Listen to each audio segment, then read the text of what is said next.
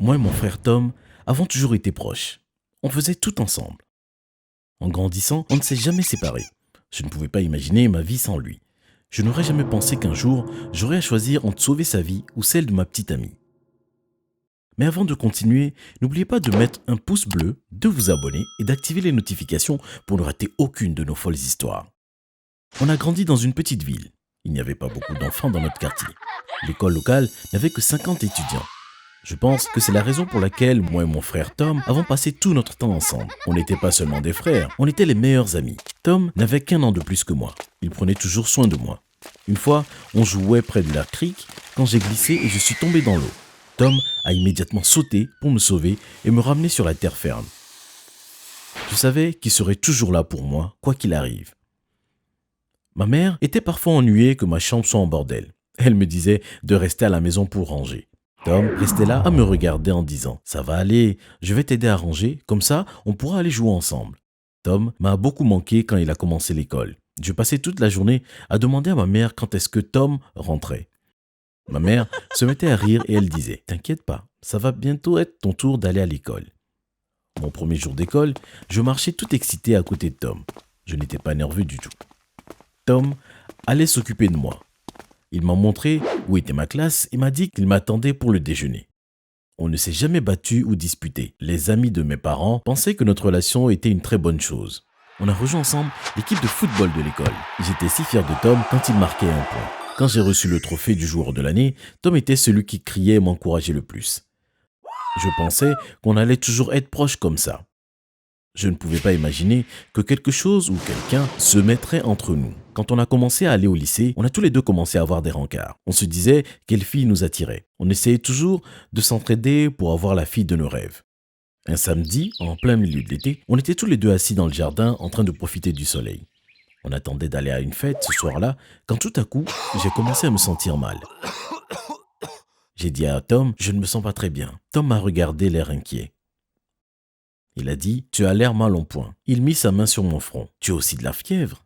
Je suis allé me coucher dans ma chambre. J'ai dit à Tom qu'il devrait aller seul à la fête. Au début, Tom a dit qu'il allait rester à la maison avec moi, mais je lui ai dit de ne pas faire l'idiot. Il devrait y aller et s'amuser. Quand Tom est rentré de la fête, je me sentais déjà bien mieux. Il est venu en souriant. C'est la première fois que je le voyais si heureux. J'ai dit, on dirait que tu t'es bien amusé. Il a alors dit, j'ai rencontré la fille de mes rêves. J'ai répondu « Génial !» Il a continué en me disant qu'il l'avait vue de l'autre côté de la pièce. Il ne lui a pas encore parlé, mais il m'a dit qu'elle était magnifique et qu'il allait lui demander de sortir avec lui. J'étais très content pour lui. Le lendemain, je me suis réveillé et j'ai ouvert les rideaux. C'était un très beau jour et je savais exactement ce qu'on pouvait faire. On devrait aller à la plage. Je suis descendu dans la cuisine et j'ai trouvé ma mère assise en train de préparer le petit déjeuner. Je lui ai demandé « Où est Tom ?» Elle m'a répondu « Oh, il ne se sent pas très bien. Je pense qu'il a la même chose que tu avais hier. » Elle a ajouté « Ça va aller. Sors jouer avec tes amis. » Je me suis préparé et je suis parti voir mes amis à la plage. Il faisait très chaud et j'étais impatient de sauter à l'eau. J'ai couru sur le sable, je pouvais voir mes amis qui étaient déjà dans l'eau. J'ai enlevé mon t-shirt et j'ai couru dans l'eau. C'est à ce moment que je l'ai vu. J'ai demandé à mon ami Rob « Qui est cette fille ?» Rob a dit « Elle s'appelle Sophie. » Je me suis approché de Sophie, je lui ai souri et je me suis présenté. J'ai dit « Salut, je suis Andy. »« Salut Andy » a-t-elle dit timidement. J'avais l'impression d'être au paradis. Je me sentais voler et mon cœur battait la chamade. Elle était si belle. Je n'ai pas attendu longtemps et je lui ai demandé d'être ma petite amie. Je ne pouvais pas y croire quand elle a dit oui. On a passé le reste de la journée ensemble. Au moment de rentrer, je ne voulais pas la quitter. J'ai dit, tu devrais venir à la maison, je veux te présenter mon frère. Une fois à la maison, je l'ai emmené dans le salon. Je lui ai dit, attends, je reviens. Je suis allé voir Tom, je l'ai trouvé assis devant son ordinateur. Je lui ai dit, viens voir ma petite amie. Tom m'a regardé surpris, puis il m'a suivi. Alors qu'on entrait dans le salon, j'ai vu le visage de Tom changer. Pourquoi semblait-il si en colère? J'ai dit, je te présente Sophie. Tom lui a dit « Je t'ai vu hier à la fête ». C'est à ce moment que j'ai réalisé que Sophie était la fille qui avait attiré l'œil de Tom la veille. Mais elle sortait maintenant avec moi. Je me sentais mal pour Tom, mais j'aimais beaucoup trop Sophie pour la laisser. Tom a couru hors de la maison. Après ça, on ne passait plus beaucoup de temps ensemble. J'étais tout le temps avec Sophie et Tom traînait avec ses amis. Ça me manquait de traîner avec Tom, mais il ne pouvait pas me pardonner de lui avoir pris la fille de ses rêves. J'ai terminé l'école et j'ai commencé à travailler dans un laboratoire de recherche. J'adorais mon boulot. C'était tellement intéressant d'essayer de trouver un traitement pour de nombreuses maladies. Un soir, je suis rentré du travail et j'ai allumé la télé. Le journaliste parlait d'un nouveau virus qui se répandait. Il était mortel et n'avait encore aucun traitement. Je pensais à ce que j'avais entendu quand ma mère est entrée et m'a regardé avec tristesse. Elle a dit « Tom a attrapé le virus ». Mon cœur s'est arrêté un instant. J'ai dit « Je vais trouver un traitement ». J'étais sur le point de retourner au laboratoire quand mon téléphone a sonné. C'était le père de Sophie. Il a alors dit « J'ai une mauvaise nouvelle. Sophie a attrapé le virus ». Je ne pouvais pas croire ce que j'entendais. D'abord mon frère et maintenant ma petite amie.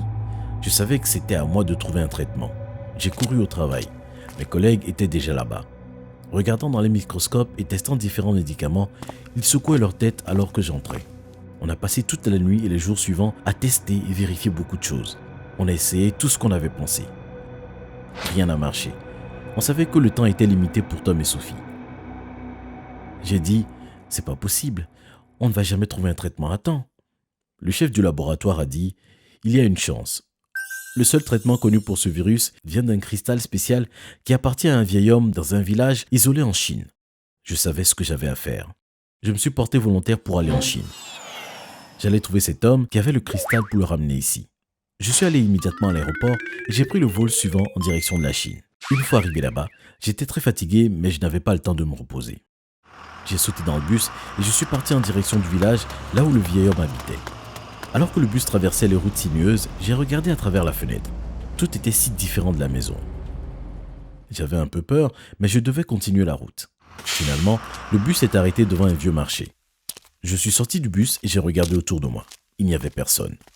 Je suis allé dans une petite boutique située à l'angle. La vendeuse ne pouvait pas parler anglais, mais j'avais le nom du vieil homme écrit sur un bout de papier. Je lui ai montré. Elle a hoché la tête puis a pointé du doigt la route. J'ai marché dans la direction qu'elle a montrée. Une fois au bout de la route, j'ai vu une petite cabane en bois. J'ai frappé à la porte. Quelques secondes après, la porte s'est ouverte et le vieil homme se trouvait devant mes yeux. Il n'avait que très peu de dents et on dirait qu'il ne pouvait pas bien voir non plus. Je lui ai montré le morceau de papier et il a souri. J'ai dit « Monsieur, j'ai besoin du cristal ». Il m'a fait signe de rentrer chez lui. J'ai attendu pendant qu'il est allé dans une autre pièce. Quand il est revenu, il tenait une petite bouteille qui contenait le cristal. C'était un cristal bleu étincelant assez étrange. Il me l'a donné et c'est tout. C'était le remède pour le virus. Ça allait sauver les vies de Tom et de Sophie. J'ai mis la bouteille en sécurité dans ma poche, je l'ai remercié, puis j'ai couru rapidement au marché pour prendre le bus et retourner à l'aéroport.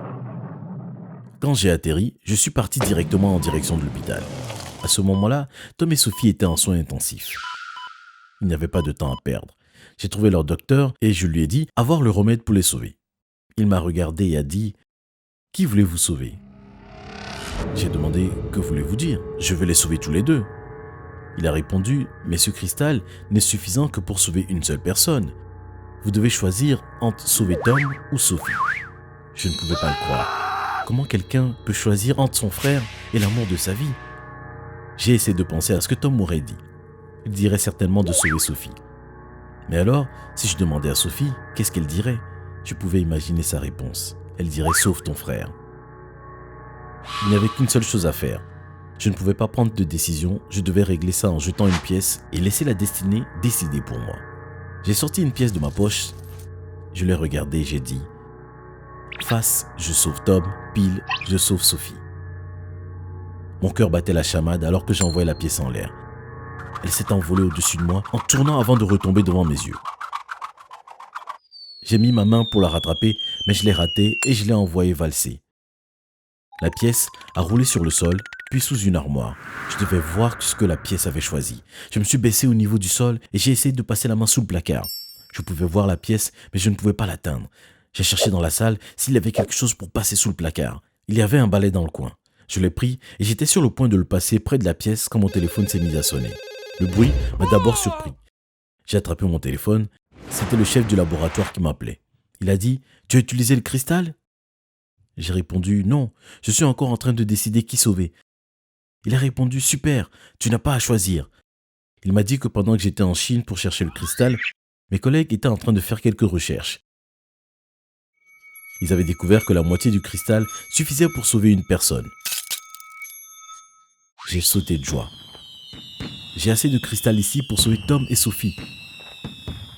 J'ai couru vers le docteur en lui donnant la bonne nouvelle. Je lui ai dit tout content, on peut les sauver tous les deux. Le docteur a pris la poudre et a ordonné aux infirmières de donner la moitié à Tom et l'autre moitié à Sophie. Je me suis assis à l'extérieur, dans la salle d'attente, en attendant quelques bonnes nouvelles. J'avais l'impression d'être là pendant des heures quand finalement le docteur est sorti. Il m'a regardé en souriant. Il a dit « Vous pouvez aller voir votre frère et votre petite amie maintenant. Ils sont tous les deux hors de danger. » Je suis entré dans la pièce et j'ai vu Tom et Sophie assis sur le lit en train de discuter. À ce moment, je me suis dit que tout allait bien se passer.